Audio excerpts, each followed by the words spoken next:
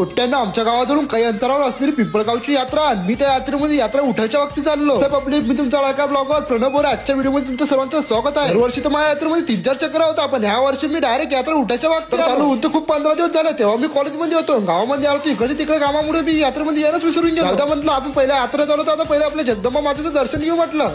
जगदंबा माता की जय. मग पहिले मंदिरातून आपल्या जगदंबा मातेचा आशीर्वाद घेऊन मग निघालो आम्ही यात्रेमध्ये. फेरफटका मारला. कवडीचं काही नव्हतं, पण यात्रेमध्ये आलो फेरफटका मारला नाही. म्हटलं काही फायदाच नाही म्हटलं यात्रेमध्ये. म्हटलं आपण आता यात्रा उठायच्या वक्ती आलोय, तर म्हटलं यात्रेत लय गर्दी असेल, पण यात्रेत तर काहीच गर्दी नव्हती. आता आम्हाला घेणं तर काही नव्हतं, पण आमचे पोट्टे भाव असे विचारत होते की आता पुरे यात्राच घरी घेऊन जातात काय. जाऊ द्या म्हटलं, आपलं इकडे काही काम नाही. आपलं मेन काम तर म्हटलं इकडे. म्हटलं म्हणालो इकडे आपल्या ड्रॅगन चढवला, आकाश पाळला जाऊन. पण काय ड्रॅगनचं तिकीट वगैरे पाडून मी पोहोचलो डायरेक्ट ड्रॅगनच्या सगळ्यात वरच्या टोकावर. आपला विषय कसा आहे, पाठून आता झालीच चालेल, पण आपण डायरेक्ट टॉपलेच राहील. इथे फोन काढायला लय पाडत होती. म्हटलं फोन कधी पडला तर उद्यापासून आपले ब्लॉगच पण होती. म्हटलं कसा बसा फोन काढून तुमचा म्हणून विषय डायरेक्ट पुरा टॉपचा करून टाकला. एका व्हिडिओची क्लिप काढण्यासाठी काय काय करावं लागते फक्त आपला व्हिडिओ क्रिएटर समजू शकतो. आता तुम्ही पूर्ण ब्लॉग पण बसाल, पण फॉलो काही करणार नाही मला माहिती. आता लवकर फॉलो करा. आम्हाला जाणार होतं ब्रेक डान्स मध्ये बसायला. आलो तिकीट काढायला. तो म्हणे की भाऊ 2025 चा जमाना गेला म्हणे, आता 60 रुपये तिकीट झालं म्हणे. बसलो ब्रेक डान्स मध्ये. आता तुम्हाला आमचं नशीब तर माहिती. आम्ही तसं ब्रेक डान्स मध्ये बसलो, तसे त्यांचे गाणेच बंद पडून गेले. म्हटलं पहिले गाणे लावा, नाही तर आमचे 10 रुपये वापस करा. म्हटलं त्याला म्हटलं जाऊ द्या काही मजा नाही. म्हटलं या वर्षी यात्रेत चला म्हटलं घरी. आता तुम्ही म्हणत चालू की आता आईची काय आकाश पाळण्यामध्ये बसले पाठते का. आम्ही ना घरून पैसे एवढेच नाही होते की दोन जातच बसल्यावर आमची पुरे खिशी खाली येऊन गेले. म्हटलं घरून ते सांगितलं होतं त्यासाठी पैसे राहिले, ते तरी बरं झालं. म्हटलं चला आजच्यासाठी एवढंच. भेटू आपण पुढच्या ब्लॉग मध्ये.